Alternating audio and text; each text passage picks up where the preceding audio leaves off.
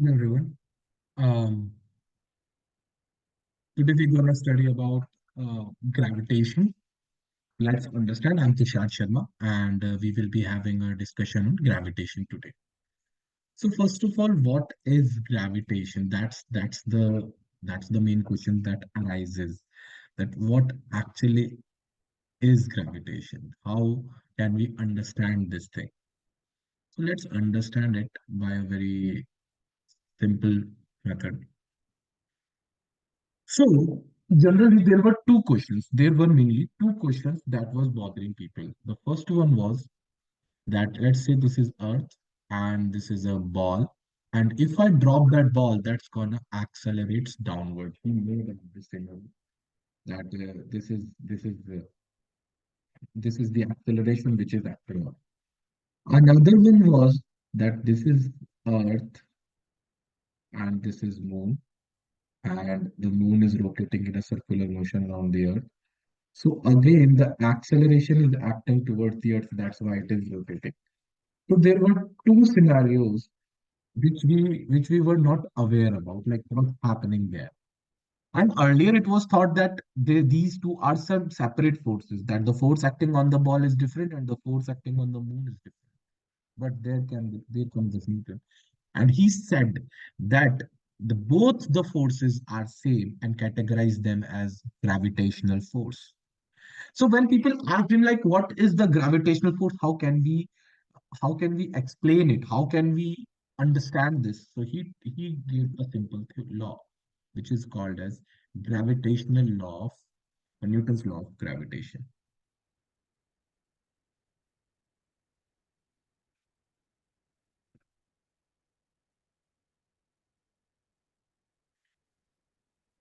Newton's law of gravitation. So according to Newton's law of gravitation,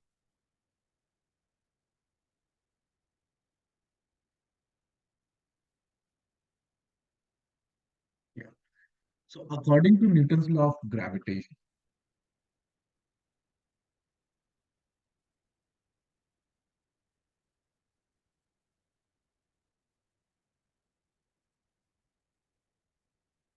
let's say there are two masses. Let's call them M1 and M2. So Newton said that there will be a force of attraction between, and the magnitude of these forces will be directly proportional to the product of their masses and inversely proportional to the square of the distance between them. Let's say they are separated by a distance r. So the magnitude of the force which is acting between them will be directly proportional to the product of their masses, but inversely proportional to the square of the distance between them. And this will create concept about the force. And we know that whenever the proportionality sign goes, there will be a constant, and here is the constant in G. And later on, the value of G was revealed. So G is called universal gravitational constant. And it has a very good value. Its value is 6.67 into 10 raised to the power minus 11 Newton meter square per kilograms. Yeah, this is the unit. You have to understand this. This is the unit. So this is what we will be having. Now, why it is called universal gravitational constant? We're going to understand why it is called universal in later. So understand this. Now, what happens? People were like, okay, so can you give us some what actually do you mean by gravitational forces? What are its properties and how it's done, and how we can understand this? So to understand it better, let's understand about the properties of gravitational force.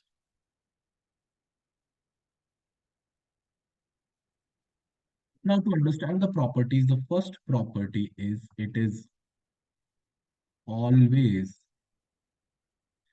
attractive. It's never Two bodies will always attract each other due to gravitational force. Now people ask me, like, for example, say this is a bottle and this is my hand. So they both are attracting each other. Yes, they are attracting each other. But how come we are not feeling that attraction? Let's understand here. We have with us, let's say there are two particles, both of 1 kg mass.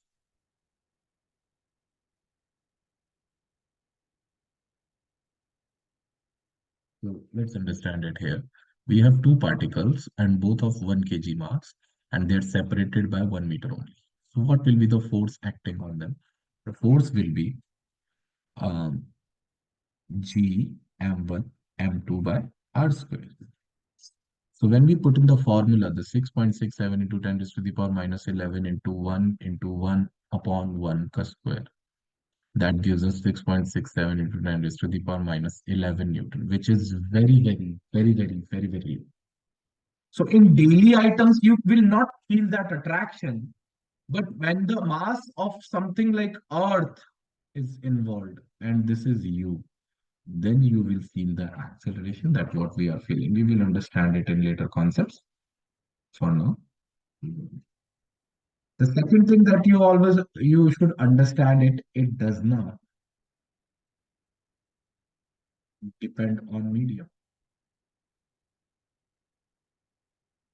It is independent of the medium. Independent of the medium, what do you mean by independent of the medium? For example, there are two balls and they both are attracted towards each other with force F. What I did, I dipped them in water, the same distance, the same masses, and let's say the force is F dash here. So in this case, the F dash will be equal to F. Now the question arises, and people, someone ask, even some good books also say that whenever they like, why it doesn't depend upon the medium? Because the universe, the gravitational constant is universal. It is constant everywhere in the universe. But that's not the cause. That's the reason. That's not the reason. That's the cause.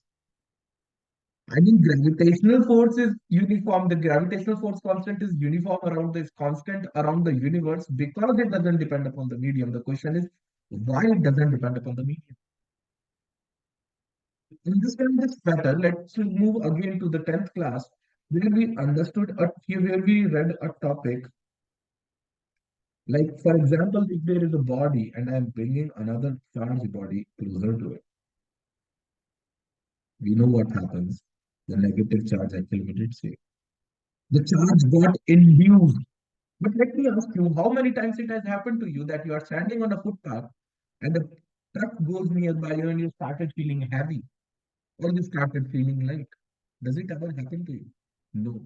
Because mass can never be induced.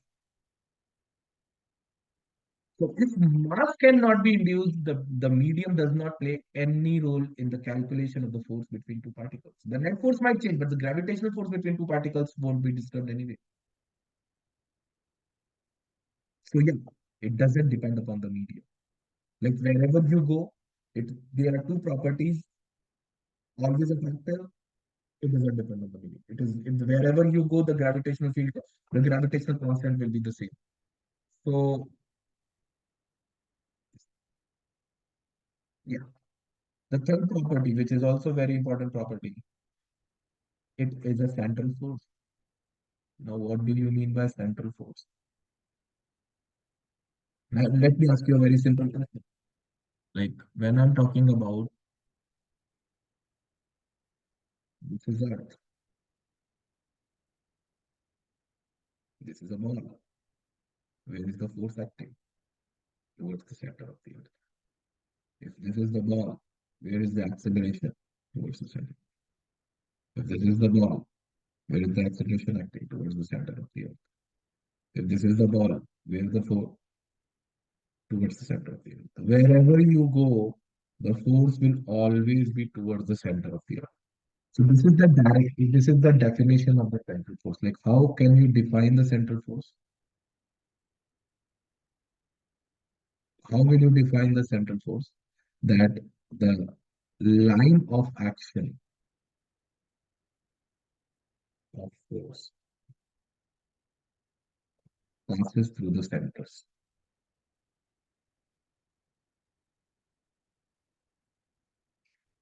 For small particles, the center. Yeah. So the line of action of the force passes through the centers. That's why it's called the central force. So now there are three properties that we should understand. The first one is that it is a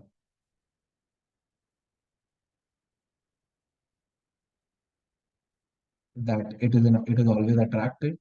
The another one is it doesn't depend upon the media, and third one is it's a central force. Is that clear to you? Yes. Let's move to the next question now.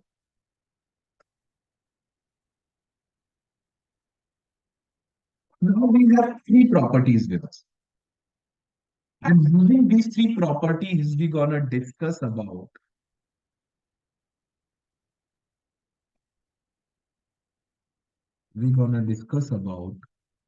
the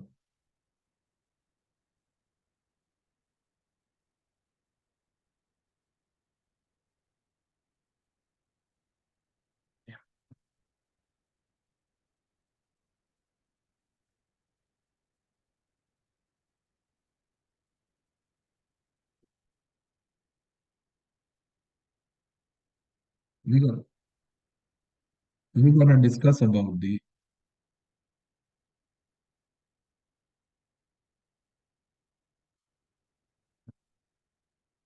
vector form of force. Vector form of gravitational force. See, force is a vector quantity, so we will be required some vector form here. So let's say there are two particles with their position vectors RA here, and another one is having their position vector RB. Let's say here, this is A and this is B, and this is the line joining them. Now, if I say what is the position vector of B with respect to A, that will be position vector of B with respect to A will be position vector of B minus position vector of A. We can say that by using the simple triangle law here. Similarly, the position vector of A with respect to B will be RA minus R. That means it is minus R A of A. So these are nothing basic things that we have already understood in previous chapters before. Now, what we're gonna do, we're gonna draw the forces here, the gravitational forces. And one thing that we know, the gravitational force is central, that is always along the line joining the centers, and another one is it is always attractive. So the force on A, the gravitational force on A due to B, the gravitational force on A due to B will be acting towards this direction only. And similarly, gravitational force due to B will be or due to A will be acting on this direction only. So I can write that force of A the force on A due to B is equal to minus G MA MB. The masses of A and B are MA MB, and it is along RBA, right? Upon RBA, a magnitude square RBA unit vector. Because it is along the direction, it is showing the direction, no? So for to depict the direction, we use the unit vector. So if I use this unit vector, if I convert it into like vector upon the magnitude, what do we have with us? We have with us minus G M A M B upon RBA cube RB minus RA. That's the force of A equal to B. Okay, not minus, the minus sign will not matter.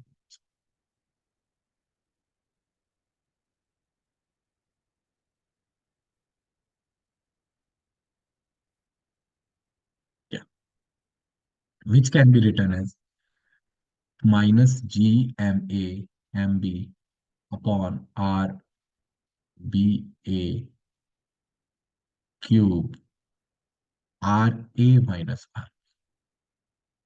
So it is already.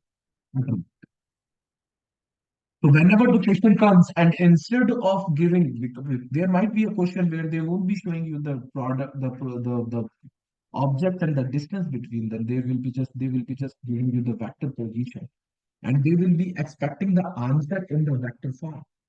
So what you're going to do, you will use that position vector in the formula, and you will get your answer in the vector that is in the terms of I, J, and K. Let's try it. Let's try it with an example. For example, I have been given, let's say, I was given a question. Yeah. So, okay. So I was given a question, let's say, um, there are two particles. Particle A has mass, let's say 5 kg, and situated at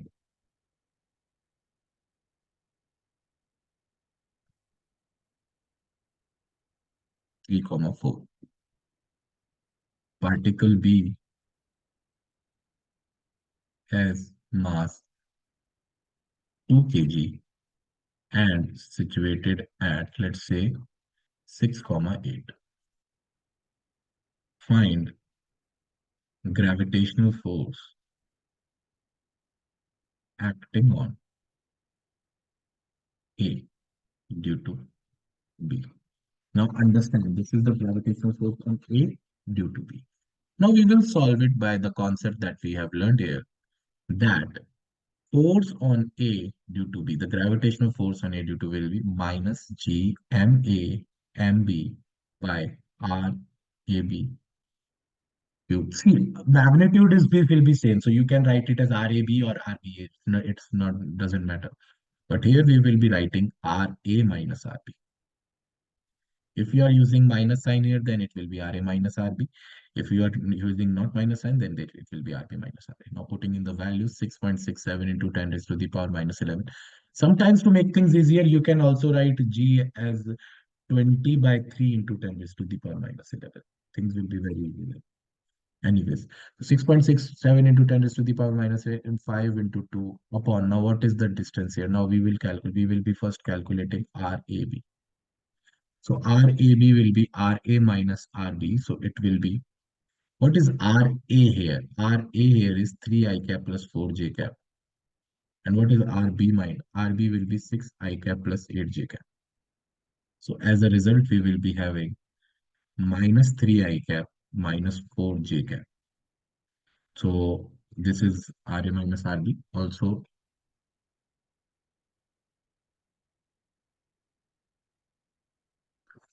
if this is minus 4, 3A minus 3, 4, and the magnitude will be 5. Using into this formula, we get cube, 5 cube into minus 3 I cap, minus will be here, minus 3 I cap minus 4J cap. And using the formulas, we will get our answer. That, yeah, we will solve it now accordingly. So it will be 6.67 upon 125 into 10 is to the power minus 10 3 I cap plus 4J cap. Now we will solve it accordingly. So this is how we're gonna use this formula, and the sometimes we don't have to draw it, but we have to use the vector for the formula to find the answer. So this is gravitational force. Now these are the properties of gravitational force. Now there is another type of question. This is which is very famous, and it is based upon the Newton's laws of gravitation. For example, I ask you, a particle is broken down. But let's say a sphere. A sphere is broken down into two smaller parts. Find, let's say, their masses, smaller parts of mass m1 and m2. Find m1 by m2 for which the force between the particles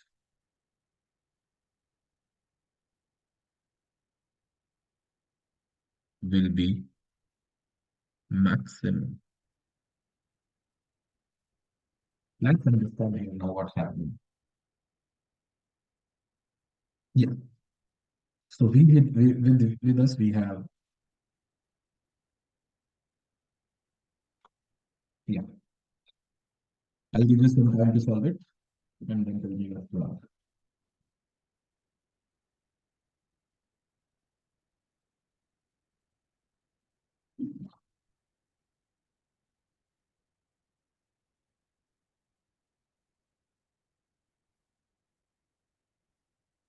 Let's move to the afternoon.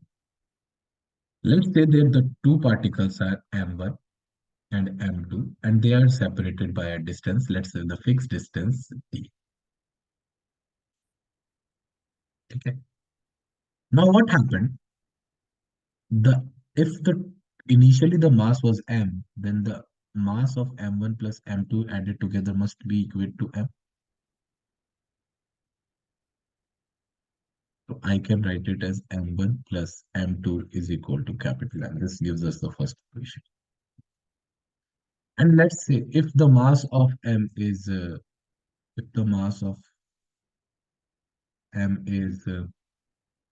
let's say m1 is equal to x, then m2 becomes m minus x.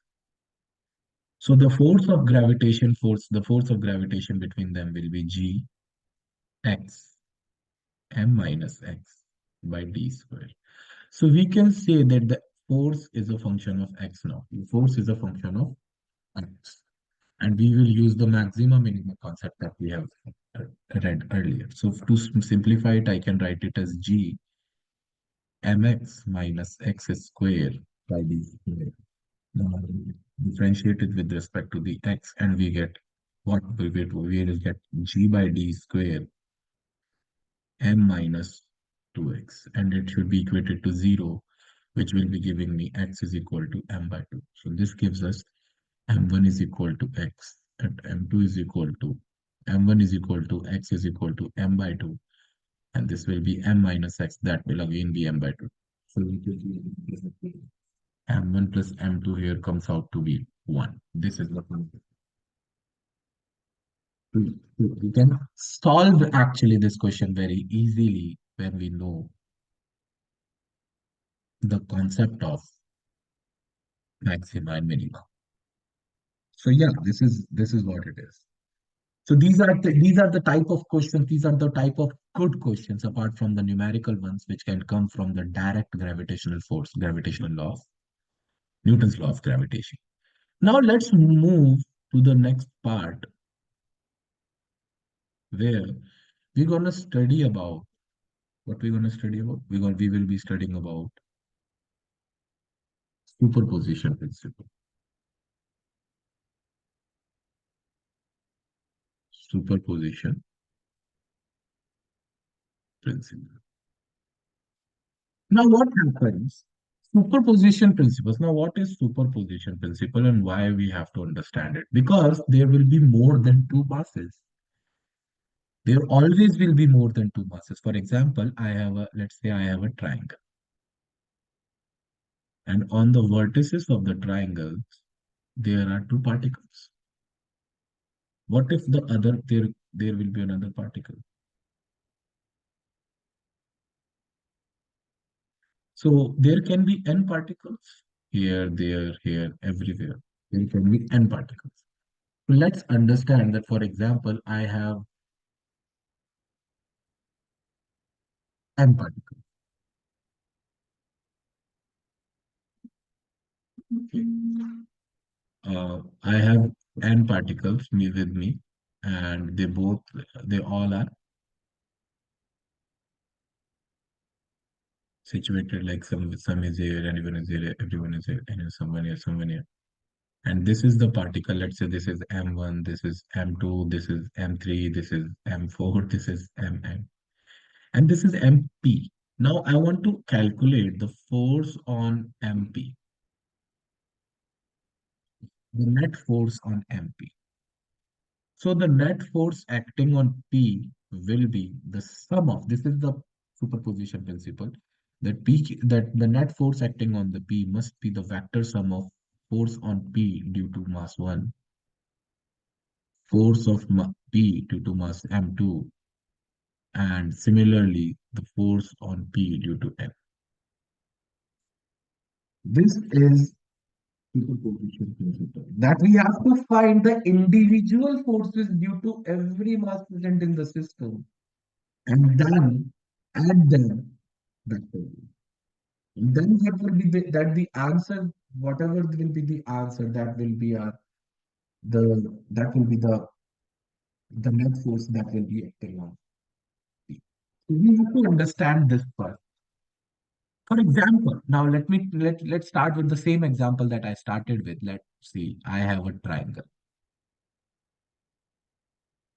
and on the vertices of triangle there are three masses: M1, M2, and M3.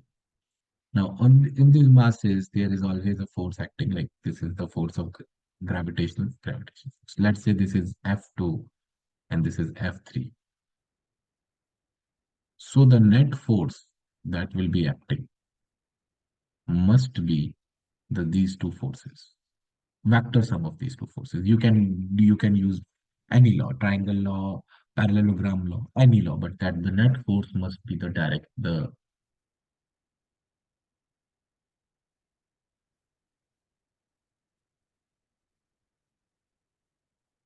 this is the superposition principle. And that is very, very important because it will give us the idea about a system of particles, not just a single particles or a pair of particles. It gives us the idea about two particles. So, yeah, it is what it is. For example, let's try it here. Some a very like let's start with this simple example. There is a triangle and it's a right angle triangle. So here we have, let's say this is 2 kg, this is 1 kg, this is 3 kg. So I want to calculate the force acting on 3 kg. Let's say it's 6 meter and it is, let's say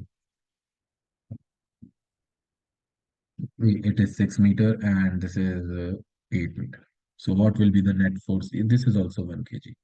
So what will be the net force acting on the particles, acting on 3 kg particle? Let's calculate, please.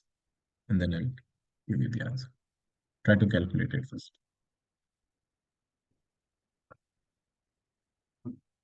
Vector addition. That's very important.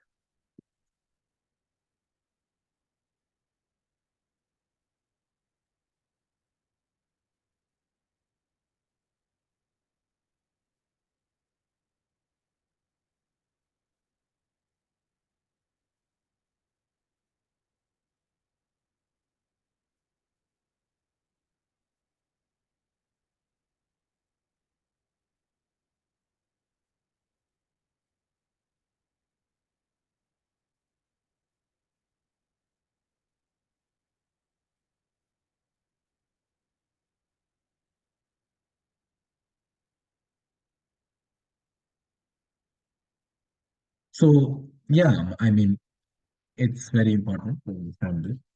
That first we have to describe the forces. Like this, let's say this is the force F1 and this is the force F. We have to draw it because when we draw, we get the idea about what is happening here. So F1 will be again using the gravitational law, G into 3 into 1, and the distance between them will be 6 square, that is 36. The magnitude. Why magnitude only? Because we have drawn and we know the answer between the angle between them is 90 degrees, so we can solve accordingly. It will be g into 1 into 3 upon 64.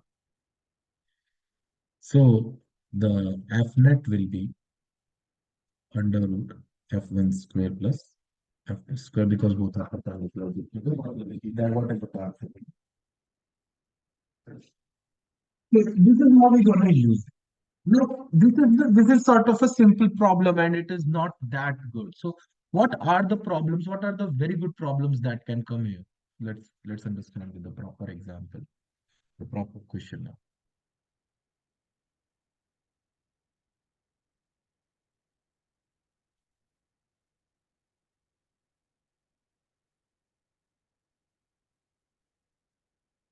Two particles of mass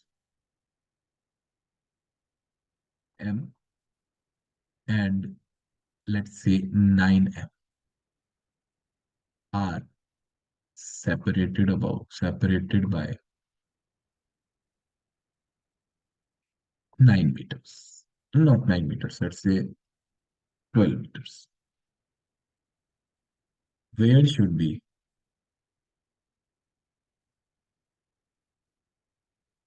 another particle of mass m naught must be placed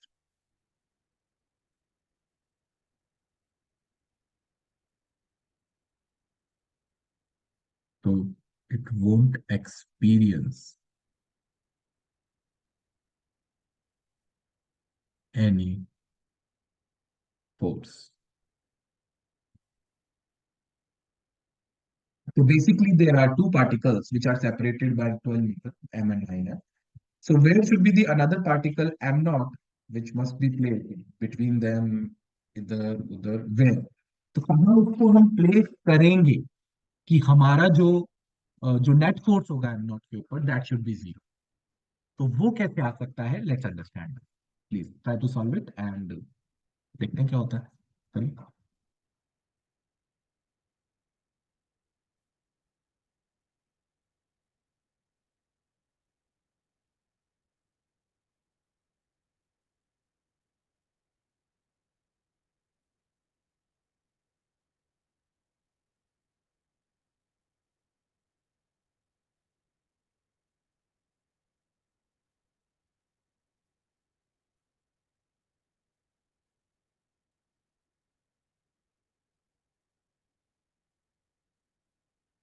Let's understand this question first. So we have two particles, m, 9m, and this is the line joining them. So first of all, where should be the particle must be placed? M naught must be placed. So let's say M naught, I placed M naught here first.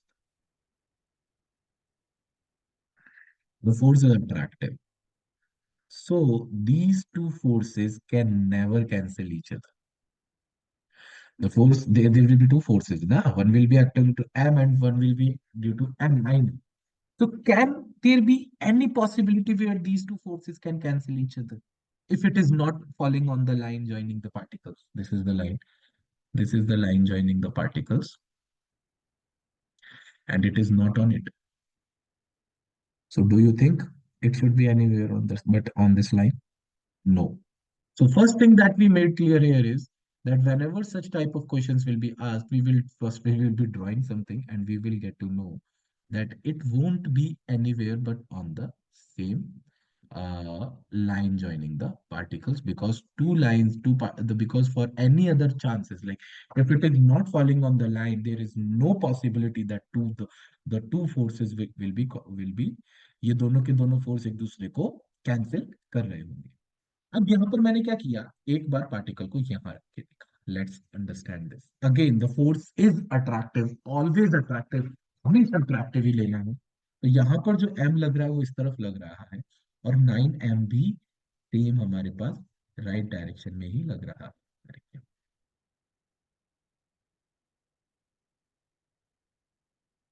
Wait a second.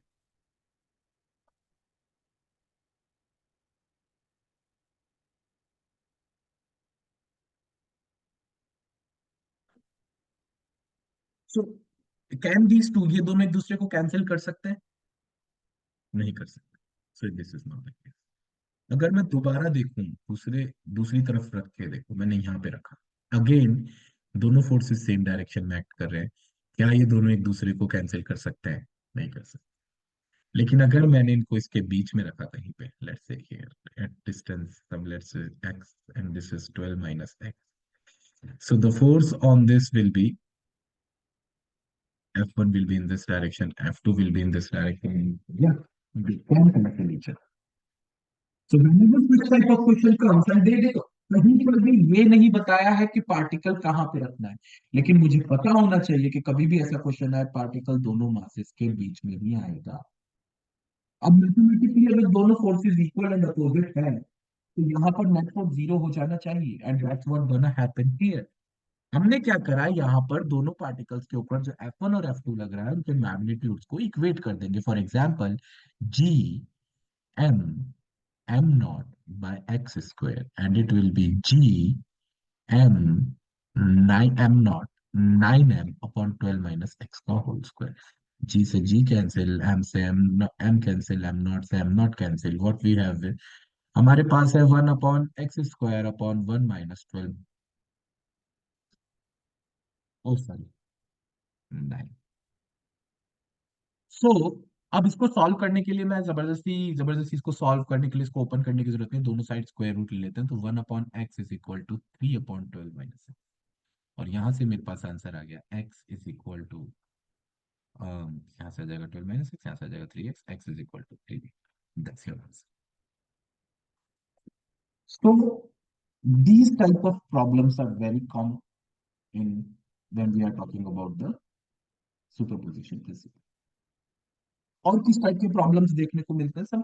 Some are very qualitative problems, like they are very easy to understand, and या quite easy.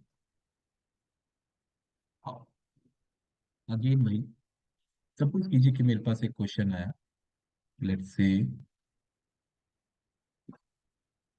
कि I have a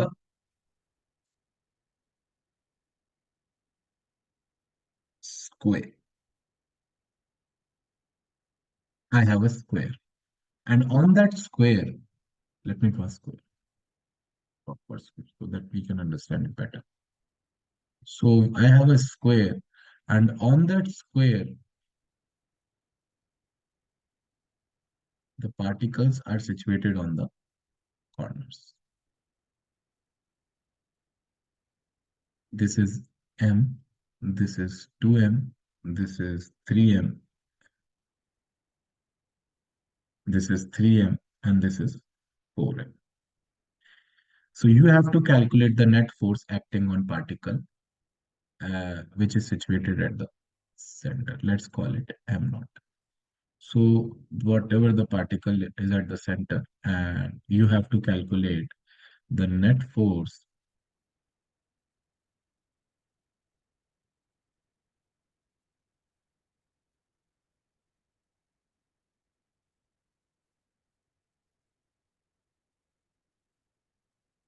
calculate net force on,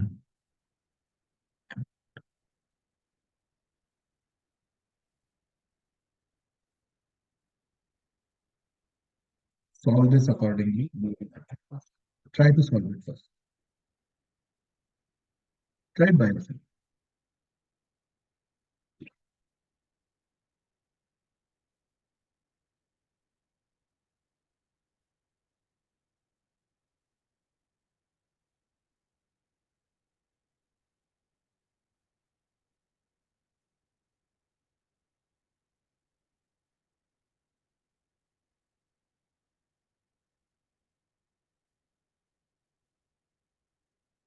Okay. So now we're going to understand this, and we're going to use the same technique that we did earlier. First of all, we will draw the individual forces. It is very important to draw the individual forces. This will be F1, this will be F2, this will be, let's say, F4, and this will be F3. So what will be F1? Side of, let's say the side is A. So let's say the distance between the particles is r. So we can later convert the r into the terms of a. लेकिन फिर वहां से फिर हम solve कर लेंगे ए को R को एक ही फॉर्म में कन्वर्ट करके आंसर फाइनली निकाल लेंगे, अभी के लिए आर लेते हैं for to keep things simple. तो मेरे पास आया F1 आया G M M naught by R square. F2 आया G M M naught, oh sorry, 2m by M naught by R square. F2 आया G 3m m naught by r square and F4 आया 4G m m naught by r square। अब देखो यहाँ पर है ना, ये एकदम चारों अलग अलग डायरेक्शंस में जा रहे हैं, इसको सॉल्व करने के बहुत सारे तरीके हैं, मगर हम इसको सिंपल तरीके से सॉल्व करेंगे सारे फोर्सेस को ड्रॉ करके ना। इफ आई अंडरस्टैंड, देखो F1 और F3, F1 और F3 अगर मैं देखूं तो ये दोनों इक्वल एंड अपोजिट है, तो आई कैन से कि मैं इन दोनों को डायरेक्ट यहाँ पे सॉल्व कर सकता हूँ। और जब मैंने दोनों को यहाँ पे सॉल्व किया तो मेरे पास आया F3 minus F1 is equal to, क्योंकि दोनों अपोजिट डायरेक्शन में तो प्लस किया, वैसे वेक्टर एडिशन ही किया है यहाँ पर हमने, सब्ट्रैक्शन नहीं किया है। तो अगर मैं बोलूँ कि इधर से इन दोनों का जो कंबाइंड फोर्स आ रहा है, लेट्स कॉल इट Fa, वो आ रहा है 2G m m0/r। सिमिलरली अगर मैं F2 और F4 का देखूं तो लेट्स कॉल इट Fb, और वो भी कितना आ रहा है 2G m m0/r²। You can easily सी 4 - 2 2 होता है आजकल, और इनके बीच में एंगल है 90 डिग्री। तो जो नेट फोर्स होगा वो यहाँ कहीं आएगा। अब देखो ध्यान से, Fa और Fp magnitudes are same, and we know when the magnitudes are same and the particles are what we can say perpendicular, the forces are perpendicular to each other, their net force will be F root 2, that means 2 root 2 G m naught m by r। अब बहुत से लोग यहाँ पर क्या करते हैं, आई जे के लेने लग जाते हैं, इनको यूनिट वेक्टर्स में कन्वर्ट करने लग जाते हैं। यहाँ पर कई सारे लोगों को मैंने देखा है, यहाँ पर बीच में इसको ओरिजिन पे लेके उन पार्टिकल्स का कोऑर्डिनेट्स लिखने लग जाते हैं, but it is not necessary here. We can draw the forces, we can visualize the forces, and when we can use the vector form. हाँ, अगर कोऑर्डिनेट्स दे रखे हैं तब तो डायरेक्ट हमको वेक्टर एडिशन करना ही है, और वो भी किस फॉर्म में, जो हमने पहले हमने जो ग्रेविटेशनल, जब हमने न्यूटन्स लॉज ऑफ ग्रेविटेशन का जो वेक्टर फॉर्म पढ़ा था, उस वेक्टर फॉर्म के लिए, उस वेक्टर फॉर्म में जो हमने देखा था, उसी को हमको कन्वर्ट करके उनको डायरेक्ट सबको ऐड करते जाना, and we will get our answer. So this was superposition principle. These are some two famous questions जहां पर टाइम वेस्ट होता है लोगों का, जहां पर गलतियां होती हैं लोगों से। There is another type of questions जो यहाँ पर आता है, वो थोड़ा सा क्वालिटेटिव डायरेक्शन में चला जाता है इंस्टेड ऑफ बीइंग क्वांटिटेटिव, मतलब कैलकुलेशंस नहीं है उसमें, इतनी कैलकुलेशंस नहीं है, मगर समझने वाली बात है। फॉर एग्जांपल,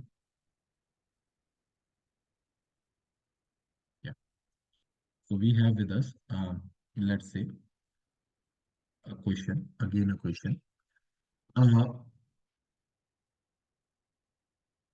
कोई शेप देखते अच्छी सी,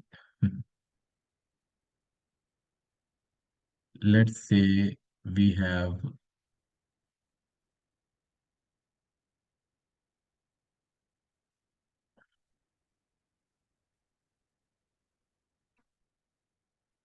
we have a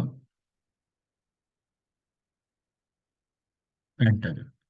Now they have taken a pentagon. They have given you pentagon. Pentagon क्यों?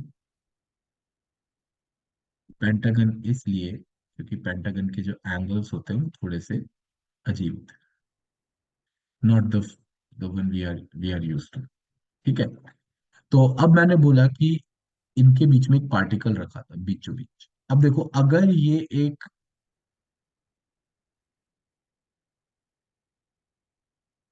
ये सारे फोर्सेस इक्वल हैं, और अगर वो हम पहले ही पढ़ चुके हैं ऑलरेडी इन प्रीवियस क्लासेस के, यहाँ पर अगर ये सारा का सारा सिमेट्रिकल है, तो इसकी जो सेंटर पे जो भी रखा होगा, सेंटर ऑफ मास पे जो भी पार्टिकल रखा होगा, उसके ऊपर नेट फोर्स जीरो आएगा। सिमेट्रिकल होना चाहिए सारे फोर्सेस, सारे रेगुलर पॉलीगन है। अब मैंने क्या करा, इनमें से एक particle, for example this one which is starred here, the starred particle, या I can, I keeping the star and all that, let's call it particle at X. So the particle at x was removed. And let's say the distance between the particles, because it is pentagon, we can't calculate this. Let's say the this is r. So particle at x was removed. Find net force acting on m. Again, right. The problem is the angles between the particles are quite different, difficult to understand here now. Let's forget about this a, कि यहाँ पर कोई a दे रखा है. Let's focus on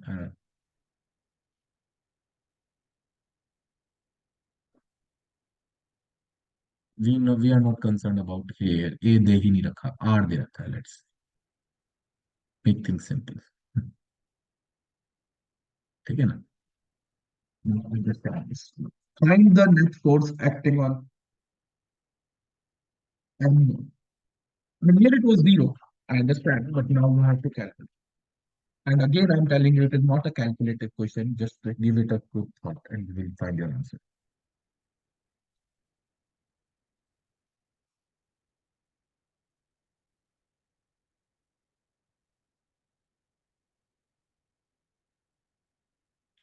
Let's understand this.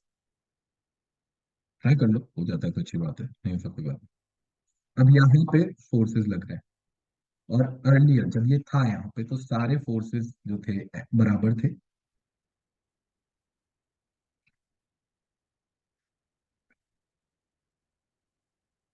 और इन सभी का जो सम था F1 plus F2 plus F3 plus F4 plus F5, that should be equal to 0. Now what gonna happen, अगर इनमें से एक फोर्स हट गया, यानी F अब कौन सा लग रहा है, F2 plus F3 plus F4 plus F5 अगर मेरे पास लग रहा है, तो मेरे पास सपोज कीजिए F4 आ रहा है, तो I can easily see that F is equal to minus. यानी कि वो जो F1 का फोर्स था, इसके ऑपोजिट डायरेक्शन में मेरे को फोर्स मिलेगा, सबसे पहली बात तो। और जिसका मैग्नीट्यूड होगा वो F1 के बराबर होना चाहिए। और मैं इजीली F1 कैलकुलेट कर सकता हूँ। F1 is equal to G m by r square, which was given. So the net force when the net force acting on m naught when x was removed, particle at x was removed, will be F is equal to minus G m naught by r square. They are asking if they are given I j k, then it will be into this one.